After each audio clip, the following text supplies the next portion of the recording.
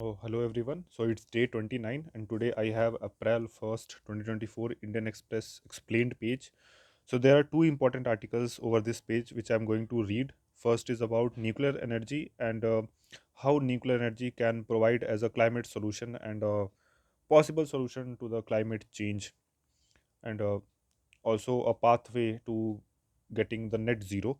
And another is about the Viacom Satyagrah, which took place in 1924 or 1923. That's why, yeah, 1924. That's why it has been mentioned that a century later. So let us see both of these articles one by one. So the first article is nuclear energy as climate solution. So in recent years, nuclear power has been spoken of as a crucial source of clean energy which can help solve global issues like climate change. However, the deployment of nuclear energy remains abysmally low. So let us see. On March 21, so first of all, there are few countries in the world which were advanced, which were having advanced nuclear reactors, but they shut down that those reactors regarding citing certain natural calamities. Japan was one. I think there were some European countries, but let us see what this article is going to say. So on March 21, Brussels hosted a first of its kind nuclear energy summit that was billed as the most high profile international meeting on nuclear energy ever. Representatives from 30 countries, including a few head of state, attended the event, which was organized by the International Atomic Energy Agency. The meeting was the latest in the series of efforts being made in the last few years to pitch nuclear energy as an important solution to global problems like climate change and energy security.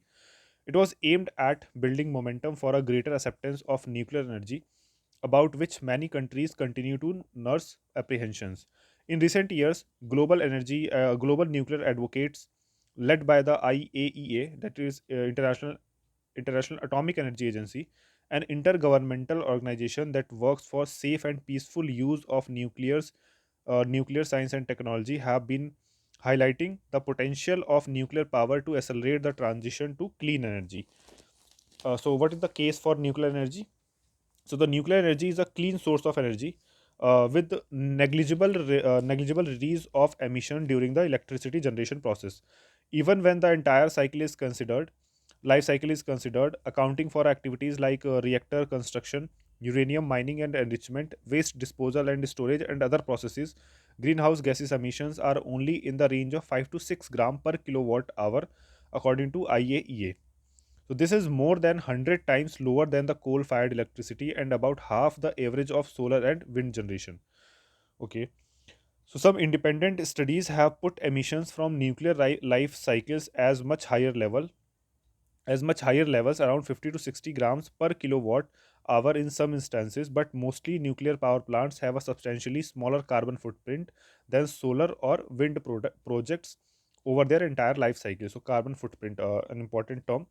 Unlike wind or solar energy, which are season or time dependent, nuclear power is perennially available.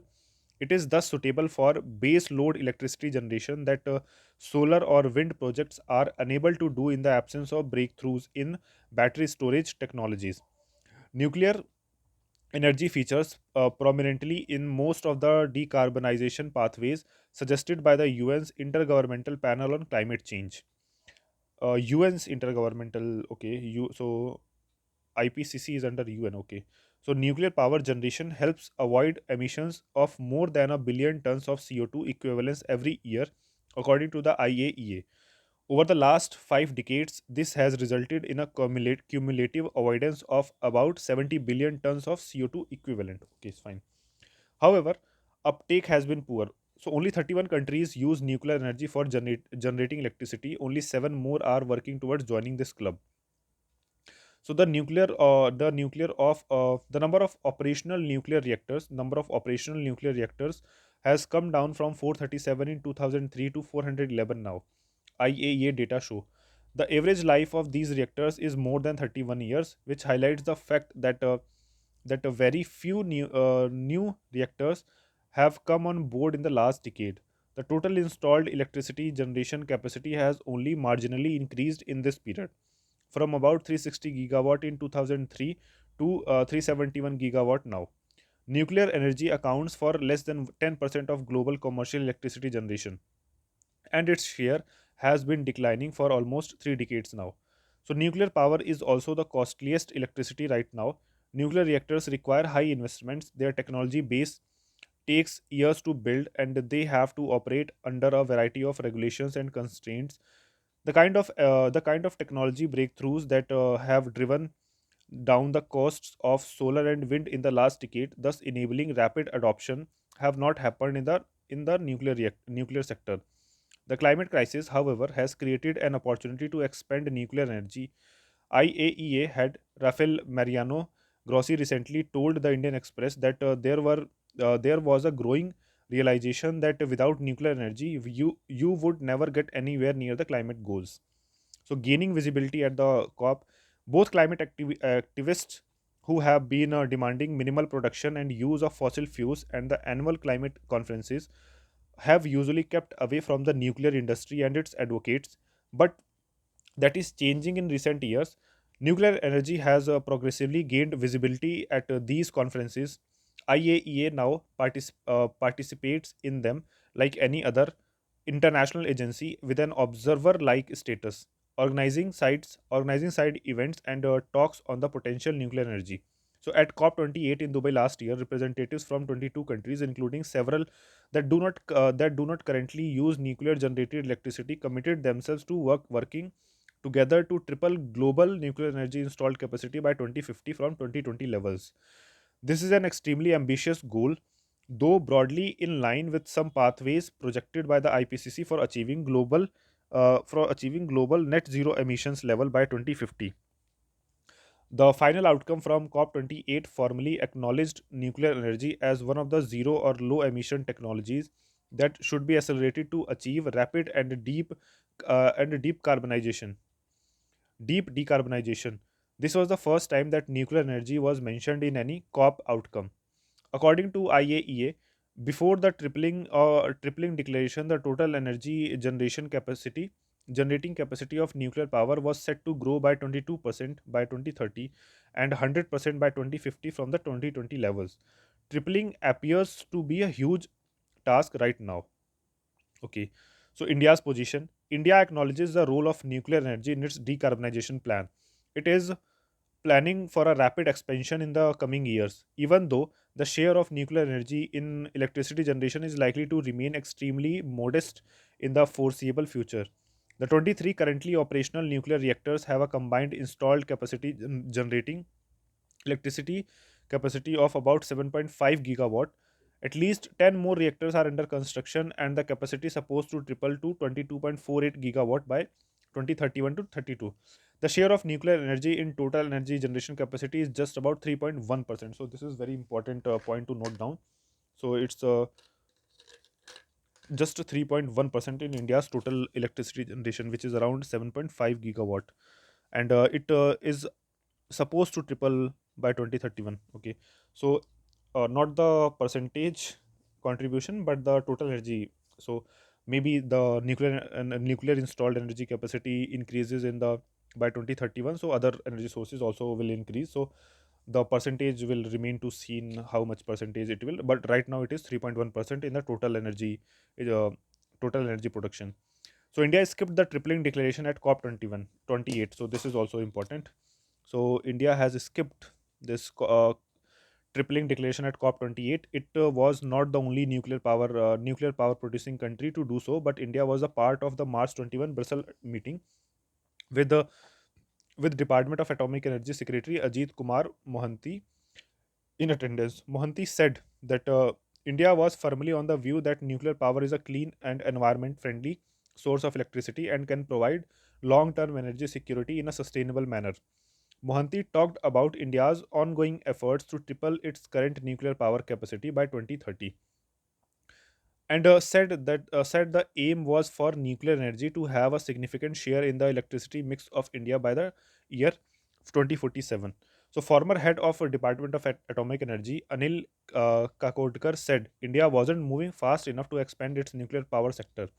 In a recent interview with the Indian Express, Kakodkar expressed surprise at India staying away from the tripling declaration at COP 28 and said India had the potential and also the imperative to grow its nuclear energy sector at a much faster pace. There is a perception that renewables will solve everything in the solve everything in the short term. That might be the case, but as our hunger for clean energy increases, the demand cannot be met without getting into nuclear energy in a big way. Every projection shows that. So that was said by the former head of Department of Atomic Energy, Mr. Anil Kakodkar. So that was the article about the generation of nuclear energy. So let us see the another important article, which was about the Viacom Satyagraha. So Viacom, a temple town in the princely state of Travancore, saw the march start of non-violent agitation on March 30, 1924. Okay, so this was March 30, 1924. The first temple entry movement in India. So this is also important. First temple entry movement in India. So early 20th century Travancore. What was that? Travancore had a feudal, militaristic, and ruthless system of custom-ridden government. So anthropologist A. Ayyappan wrote in Social Revolution in Kerala Village, a study in culture 1965. The second half of the 19th century, however, saw some major changes. Christian missionaries converted many lower caste. Maharaja Ayallam Thirunal Raja Varma's reign 1860 to 1880 saw progressive reforms such as universal free primary education, okay, including for lower caste. By the early 20th century, there had begun to emerge among caste Hindus, Christians, and even Avarma lower caste Hindus a significant educated elite historian Robin Jeffrey wrote Temple Entry Movement in Travancore. So this was the book. So Ijawas in particular emerged as the most educated and organized untouchable community in Travancore. So Ijava, this was also a caste movement was done by Java community. So there is two books which has been mentioned. One is about the A. Ayyappan social revolution in Kerala village, and another is about Robin Jeffrey in his book Temple Entry Movement in Travancore. Robin Jeffrey. So Travancore. Okay. However, since the government jobs were still reserved for upper castes, according to records for from 1918 to 3,800 out of 4,000 jobs at in Travancore's revenue department were occupied by the caste Hindu minority. Education itself was not enough for socio-economic advancement. Also, ritual discrimination still very often overrode material and educational progress. For instance, Allu Mutil, Channar, and Ijava, and okay, so the name is mentioned Allu Mutil, Channar, Ijava, and one of the few people in Travancore to own a car at that time. Okay, had to take a detour on foot every time his automobile passed through a road forbidden for lower caste. So the road to agitation. So the issue of temple entry was first raised by Ijava leader T.K. Madhavan in 1917 in his editorial in his paper uh, Deshbhamini. Okay, so Deshbhamini was was his newspaper. In 1920, inspired by the Mahatma Gandhi's non-cooperation movement, he began to advocate for more direct methods, himself crossing the restrictive notice boards on a road near the Viacom temple. However, caste Hindu counter agitation stalled any progress, with the Maharaja shying away from enacting any reforms for the fear of backlash. In 1921, Madhavan met Gandhi and managed to secure his support for a mass agitation to enter temples. In 1923, session of the International Congress in Kakinada. Okay, so 1923, the International Congress session was in Kakinada. A resolution was passed by the Kerala Provincial Congress Committee to take up the anti-touchability, a key issue.